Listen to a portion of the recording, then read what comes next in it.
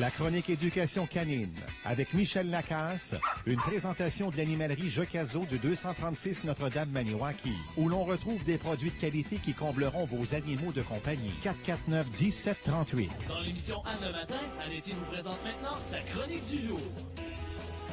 Notre chronique avec Michel Lacasse, sujet très intéressant. On a un chien à la maison, il fait pipi partout, mais pourquoi il fait ça, Michel? Il marque son territoire, peut-être? Il peut s'agir de marquage, hein? Oui. Il peut s'agir de marquage, et ça, Anne, ben tu sais que c'est normal et que c'est commun, hein, surtout chez les mâles, mais ça peut devenir quand même un très, très gros problème lorsqu'il y a marquage à l'intérieur de la maison. Là, il faut vraiment s'y attarder parce que c'est pour nous un cas de malpropreté.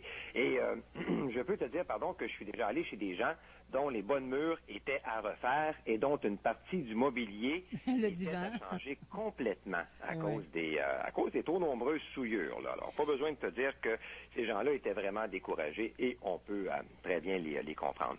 Le marquage, là, c'est un dépôt d'urine volontaire que va faire le chien pour communiquer. Et il faut savoir que cette communication-là est prioritairement sexuelle et ensuite sociale. Et lorsque je dis ça, il y a souvent des gens qui se demandent comment un chien peut passer un message, entre parenthèses, en urinant. Ben, c'est assez simple à comprendre. Les dépôts contiennent une foule d'informations que les autres peuvent capter, notamment sur l'âge de l'animal, sur sa disponibilité sexuelle, sur son sexe et ainsi de suite. Et il est important de préciser que lorsqu'il s'agit de marquage, ben, le chien va uriner que par de très nombreux petits jets qui sont dirigés sur des objets qui sont souvent verticaux, comme par exemple des murs. Michel, je vais te laisser reprendre ta voix. J'ai une question pour toi. Au début, tu as dit c'est plus fréquent chez les mâles. C'était ma question parce que souvent on dit les chiens mâles ils font pipi partout, tandis qu'une femelle c'est plus facile à éduquer. Est-ce que c'est vrai ça? Oui, absolument. Okay. Chez le mâle, c'est très très très très très fréquent. Donc il y a la castration.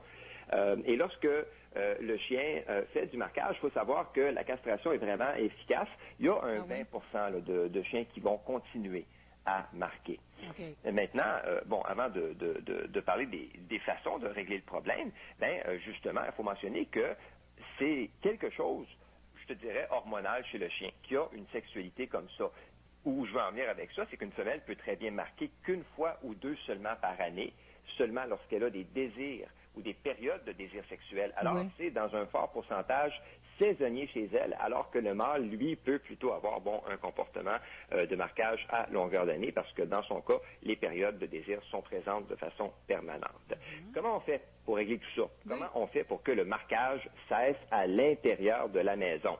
Bien, première des choses, si on a un chien qui n'est pas castré, on suggère l'opération. Il n'est pas garanti à 100% qu'elle va le faire cesser de marquer, mais les chances sont quand même très bonne. Alors, on n'attend pas et on passe vraiment chez le vétérinaire. On va aussi procéder à un bon nettoyage de la maison avec un produit, Anne, qui va neutraliser les odeurs d'urine. Hey, donne-moi ça. C'est quoi? Le vinaigre, là, c'est excellent pour ça. Et, ils ont aussi des produits spéciaux en animalerie. On prend donc le temps de s'informer et on évite tout ce qui contient de l'ammoniac ou des dérivés, parce que l'urine dégage une odeur d'ammoniac, et là, on tombe évidemment dans un cercle vicieux. Autre petite chose, on va faire exactement comme si on entraînait un chiot à la propreté. On va le sortir très souvent. On va le récompenser lorsqu'il fait ses besoins à l'extérieur avec une gâterie. On va sortir le chien après des activités qui peuvent l'avoir excité et gérer l'environnement de façon très serrée. C'est-à-dire que si on est dans une pièce, on va amener le chien avec nous et le surveiller. Si jamais il vient pour lever la patte, on va tout simplement lui dire non et, sans le brusquer, on va le sortir à l'extérieur pour lui montrer que les besoins, c'est là que ça se fait. Je suis conscient que ce n'est pas facile, mais il faut se dire que c'est temporaire. C'est le bon côté de la chose. Et si on n'est pas en mesure d'avoir l'animal à l'œil parce qu'on est occupé dans la cuisine, par exemple, on va l'attacher à nous avec une laisse. C'est pas plus compliqué. Le but, là, c'est de faire en sorte qu'il n'élimine plus dans la maison. Et lorsqu'on n'est pas là, évidemment, on va se servir de la cage. Là, c'est vraiment le seul moyen dont on dispose. Il y a aussi les interactions avec les autres chiens dans la maison. On va tenter de les limiter le plus possible parce que les petits congénères sont souvent la cause qui déclenche le fameux comportement. Alors, on va vraiment opter pour des rencontres à l'extérieur pendant un certain temps. Et ça, je ne l'ai pas essayé, mais je sais qu'il existe des belly bands sur le marché. Des quoi? des belly bands. OK. Et ça, qu'est-ce que c'est? Belly pour le ventre? Ouais, c'est ça, band. Ben, écoute, c'est une petite bande de tissu qui va enrober le chien et qu'on va placer à la hauteur des organes génitaux. OK. C'est un peu comme une couche parce que l'intérieur est absorbant et, bon, d'une part, ça permet de ne pas avoir de dégâts et, de l'autre, ça dissuade aussi le chien de marquer. Alors, c'est une autre chose qu'on peut essayer et qui, paraît-il, donne quand même d'assez bons résultats.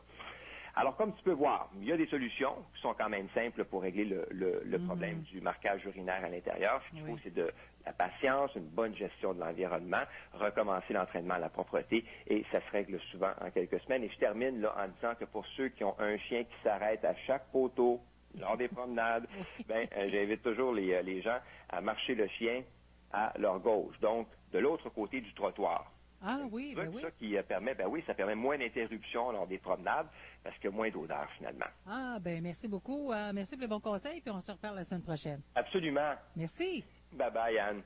La chronique éducation canine avec Michel Lacasse vous a été présentée par l'animalerie Jocazo 236 Notre-Dame-Maniwaki, où l'on retrouve des produits de qualité qui combleront vos animaux de compagnie. 449-1738. À CAGA FM, vous écoutez Anne Etier jusqu'à midi.